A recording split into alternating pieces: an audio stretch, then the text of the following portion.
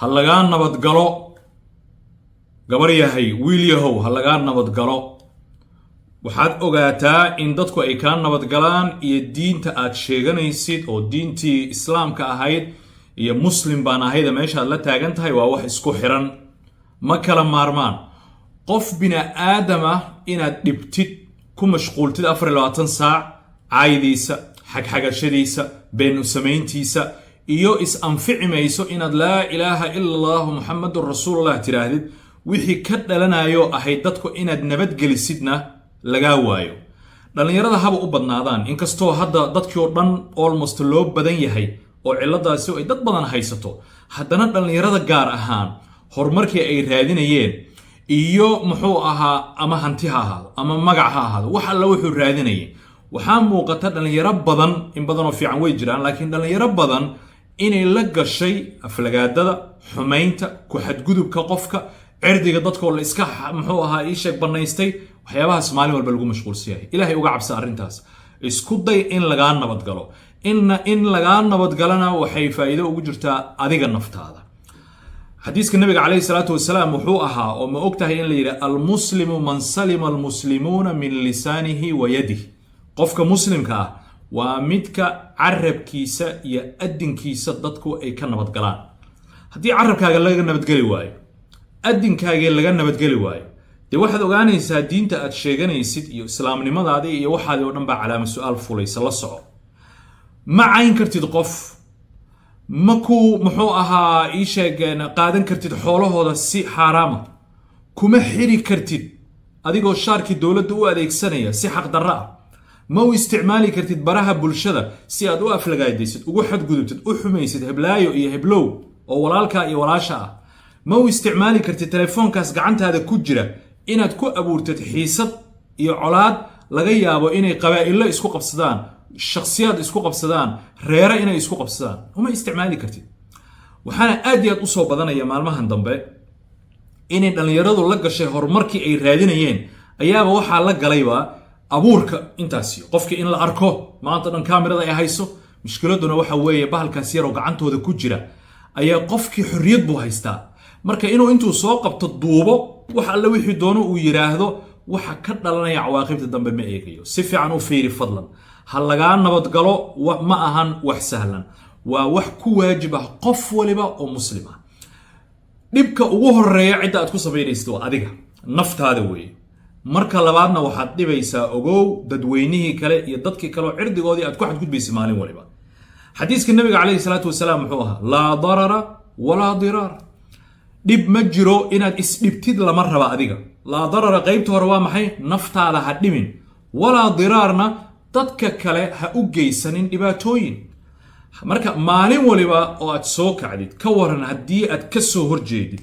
burinaysid dhinac ka maraysid xadiiska rasuulka kaleey salaatu wasalaam xadiiskii muxuu ahaa ii sheeg nabiga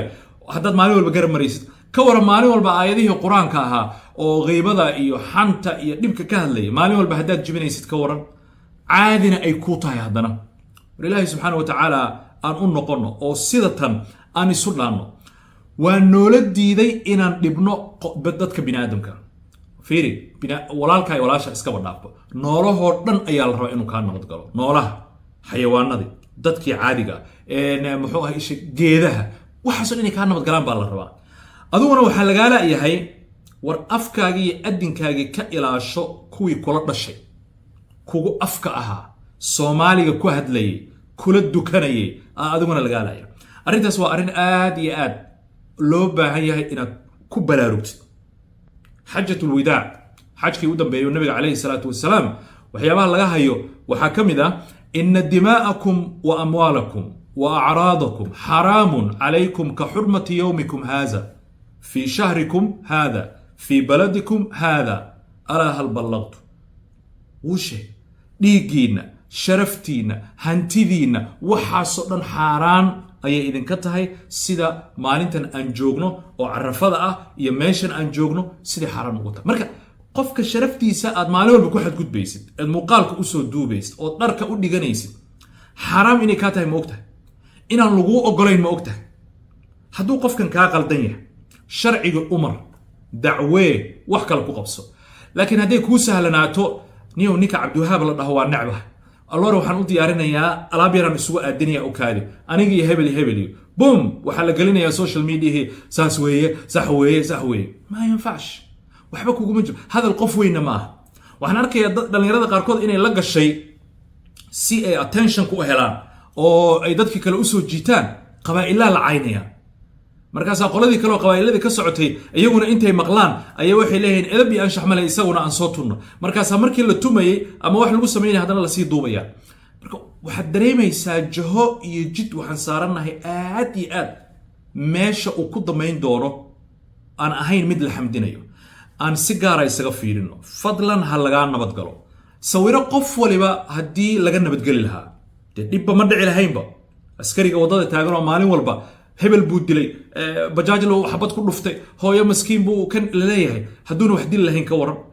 ka waran tuuga habeen waliba dadka u dhacaya kan jidka taagan waxaasoo dhan haddayna samayn lahayn arrintaas aad iyo aad ayay muhiim u tahay arrinta xanta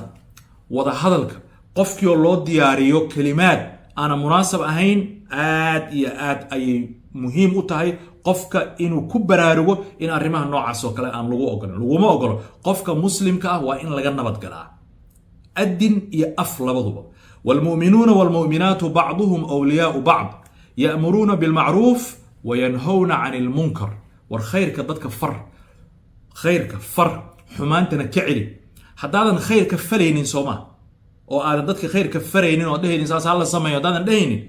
هذه الشرط هذه هلا جنة بتقول بس هذه هلا جنة بتقول فيري جابس أنتوا ليه فيري جابس كذا وفيرسو أوكي هذا خير كفرين oo aadan xumihi celin adigiina lagaa nabadgeli la'yahay xitaa adduunyadan ilaahay baa ku keenay maxaad ku soo kordhisay maxaa kuu yaalla indhaha aan furno dhagaha aan furno intaas waad ka fiicnaan kartaa jooji beenta aad ka sheegaysid dadka kale jooji arrimaha inta aad isku xirxirtid maalin waliba suuf iyo xanjo intaad iskula dhajisid ay siyaasaddu kaa gashay oo hebel nacayb oo kursi fuulid iyo wixii la midka ahaa inta ka shalaysay hawshaas oo maanta u dareemaysa inay ihaano ku jiraan shalayna saas lahaa ma malayn kartid ilaahay subxaanahu wa tacaala uga cabso والذين يؤذون المؤمنين والمؤمنات بغير ما اكتسبوا فقد احتملوا بهتانا وإثما مبينا فيري dadkii maalin kasta dulminaysa بغير ما اكتسبوا qofku waxba uunan gelin ayaa dusha ka saarnaysa caay aflagaado xumaan qofkii waxaad gelinaysaa mushkilo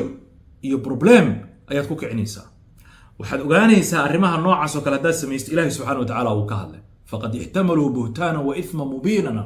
dadka dad caadi ma dunuubta ay galeen dambi yar ma ah nin baa igala soo xiriiray hadda ka hor waqooyiga Mareykanka markaas wuxuu yiri niyow khayr Allah ku siiyo waa dadaalaysaa dhalinyarada waxbaad u sheegaysaa laakiin tii aniga igu dhacday yeynan kugu dhicin oo waa maxay baan iri markaas wuxuu yiri North America gaar ahaan wuxuu joogay Canada markaas wuxuu yiri dhalinyarada iyo waxaan bilaabay inaan wax u sheego diintii waxaas u sheego nimanan iskuulkii jaamacadda isla dhiganaynay ayaa arrintii ay gaartay qorshe la ii diyaariyay social media ba lagu ciriiriyaba markaas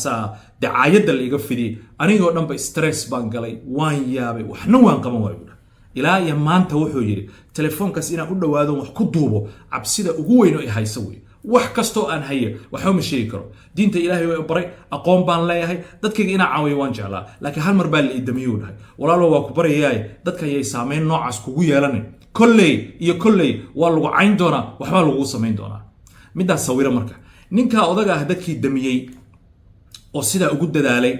inay aamusiyaan iyagoo been iyo barbagaando u sinay ilaahay agtiisa talo maxaa u yaala wax alla wixii wanaag uu sheegi lahaa nimanka ka hor istaagay ninka odaga ah ka waran arrintiisa ma dhaweyn xilligu ii sheegay laga hadda munaasabad ahaan baan ugu soo qaatay aflagaadada waa lagu aflagaadaynaya waa lagu galaya ana markaan u sheego waxaan iri jiljileeca iska daa dadka haddaad wax u sheegaysid nabi maxamed miyaad ka falli badan tahay maya soo isaga magacyo loo bixiye ma aha soo isaga lagu xadgudbay ma aha soo isaga gacan loo qaaday ma aha marka ku soo noqo saaxada ku dadaal dadkaaga caawi inta xusulkaaga uu xabaasha ka koreeyo ha lagaa nabadgalo please fadlan dhalinyarooy ilaahay subxaanahu wa tacaala ka cabsada mustaqbalka ummaddan baa tihiin waad ka fiicnaan kartaa sida irsaaqada aad ka hesho muxuu yahay dadka dhibaatooyintooda bayn abuurka dadka waxaad ka hesho muxuu yahay bal tiri maxaa ka heshaa $100 $200 $400 miyaa lagu siiyaa قلوين كان لليه هي ولا سوكر يستو دولة العكسية أما معارض بالعكسية سي أي وحقوق أبوران حتى هدات كم يتاه يا ما حد كيشا